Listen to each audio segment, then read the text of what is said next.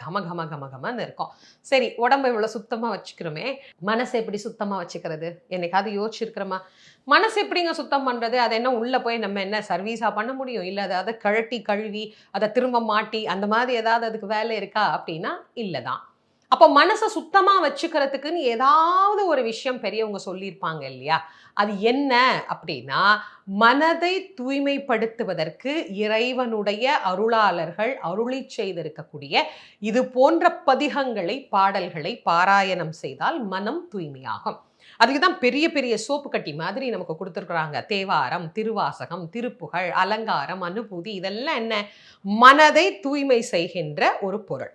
இந்த மனதை தூய்மை பண்ணணும் அப்படின்னா என்ன செய்யணும்? எப்படி சோப்பு போட்டு நம்ம குளிக்கிறோமோ அது மாதிரி இந்த மனதிற்குள்ளே இவை உருப்போட்டு கொண்டே இருக்க வேண்டும். இதை நாம் படித்து கொண்டே இருக்க வேண்டும்.